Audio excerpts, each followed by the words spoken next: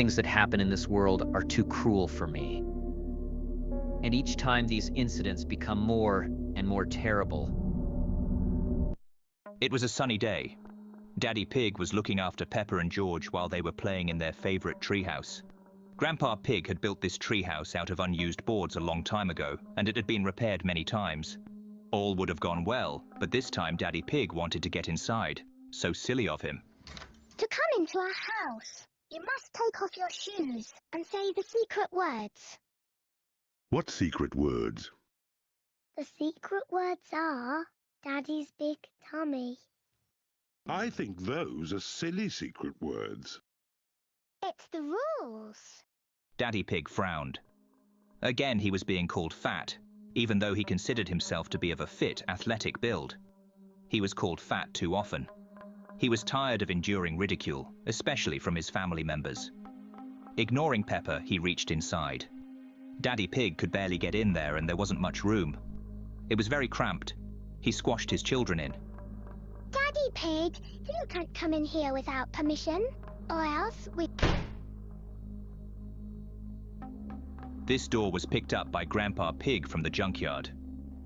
To open this type of door, you had to twist the handle. Daddy Pig tried desperately to twist this handle with his feet, but because he was wearing shoes, his feet were slipping.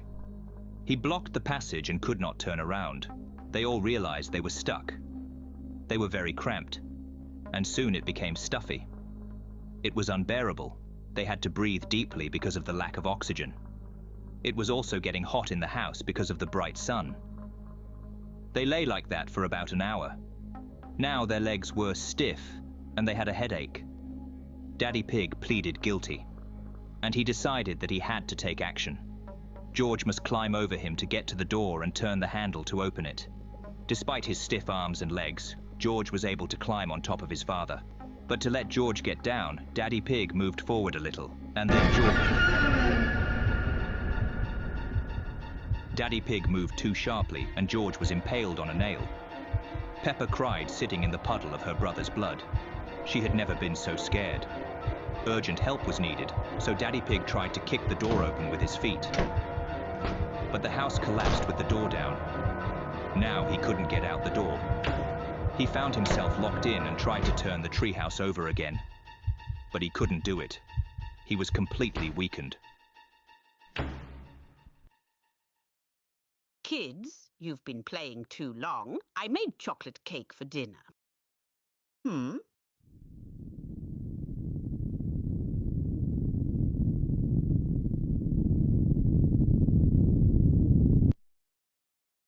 It was a sunny day. Peppa and her family decided to go swimming in the pool, and George brought his... Maybe he should have called Miss Rabbit for help. She was the pool attendant, but he thought he could get the dinosaur himself. He had recently learned to swim. So naive. He swam down, feeling the water pressing harder and harder on his eardrums. The depth was deeper than he expected, but he kept going. After a while, he felt a burning sensation in his chest. He was running out of oxygen. His strength was diminishing and his eyes began to darken. He thought of swimming back, but the dinosaur was so close.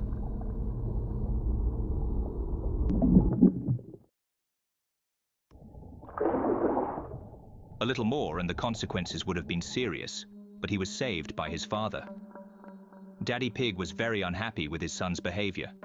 If something falls to the bottom of the pool, you have to tell an adult. He used to be a great swimmer. Swimming to the bottom of the pool should be the easiest task for him. So he swam to get the dinosaur. Something's wrong. Daddy Pig didn't come up. There are a lot of ways for toddlers to start learning.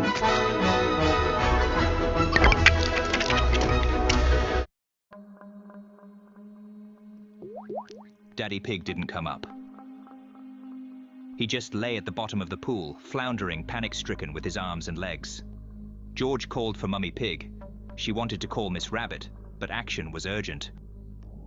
When she swam up to the body of Daddy Pig, she tried to lift him up, but it was as if his body was attached to the bottom.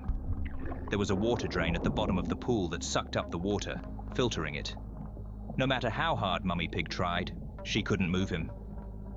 And Daddy Pig couldn't do anything about it. In his panic, he was only running out of oxygen faster. She had to call the pool attendant, but there was no one in the house.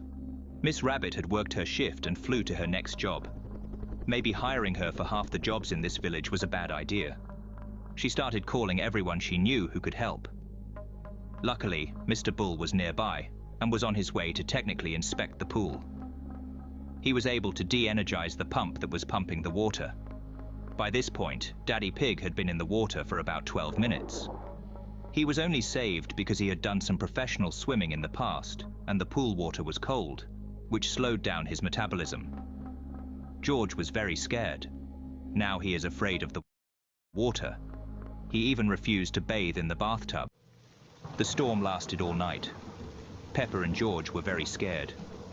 They could not sleep and were trembling in fear at the sound of the thunder. Usually thunderstorms are harmless and children shouldn't be afraid of them. But on this day, the consequences were worse than just a lack of sleep for the children. During breakfast, Grandpa Pig noticed that the children were in a bad mood. So he suggested that they have a good time by visiting the Monkey Trees Adventure Park. Peppa and George, in spite of their tiredness, cheered up because almost all their friends had visited this park, and now the day had come when they could visit it themselves. After a hearty breakfast, they all went to the park together. As soon as the children arrived, they ran out of the car and headed deep into the park without waiting for Grandpa Pig. After walking a little deeper into the woods, they met Miss Rabbit, who was working there. She began to give the children a briefing. Miss Rabbit assured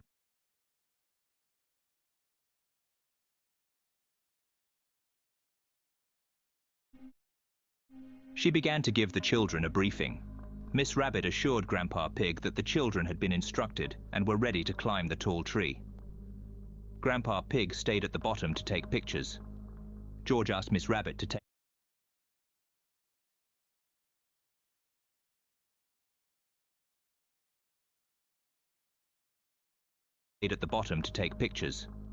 George asked Miss Rabbit to take them as high as possible. He was fascinated by heights and extreme sports.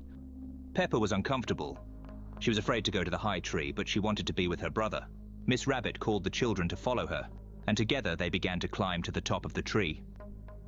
Finally, they reached the right height.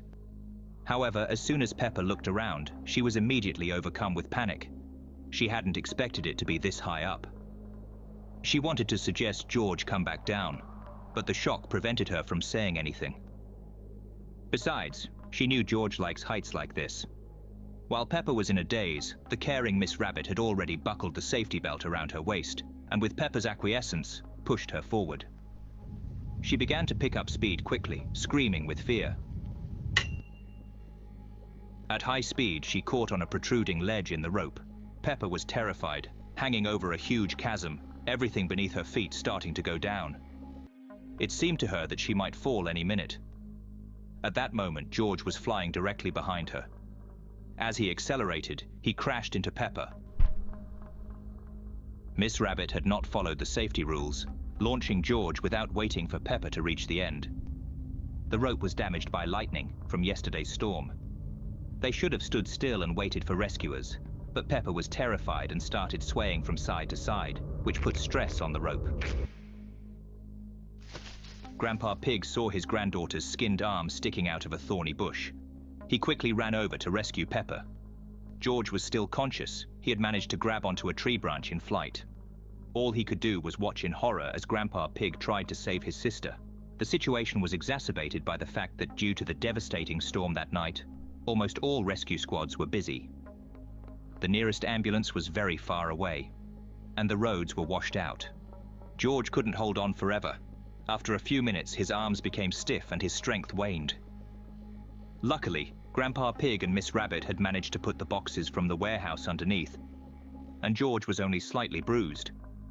After about an hour, an ambulance pulled up to the park, but Peppa's internal organs were damaged, and that hour of inactivity had serious consequences. Peppa was hospitalized with serious injuries. That day will be forever imprinted in George's memory. In vain he asked to go on the highest ropeway. Daddy Pig remembered his childhood, how he used to love to go camping, make fires, and admire nature. He hadn't been outdoors for a long time and wanted to do it again. But what he didn't take into account was that he had changed since then, and that led to disastrous consequences. The mistakes started at the camping stage. He took food, water, and a tent, but the tent was too small. It was the same old tent he had slept in before. Additionally, Daddy Pig took along a raincoat that would protect them from the rain, and they went. When they arrived, they looked around. It was the nature he had missed. And as they started to settle in, they noticed that the tent was very small. That's weird. I felt like it was much bigger. You've grown since then, and your tummy has grown the most of all. When it began to get dark, they built a fire. Finally, he could eat. He was tired from pitching the tent and gathering branches for the fire. His legs were sore from walking up and down the hills. All he wanted to do was just lie down and rest. You're too big. You should have brought a bigger tent. You are a precious little thing. You really are. Big. You should have brought a bigger tent. I like sleeping in the open air even more, though. Daddy Pig lay down on the grass. He was uncomfortable. The small stones were digging into his back, and the ground was cold. However, there was a warm fire nearby and a beautiful night sky. It calmed and lulled him to sleep. But suddenly his stomach rumbled with hunger. He couldn't sleep hungry. He laid down his cloak and sat by the fire, trying to scrape the leftover food out of the cans.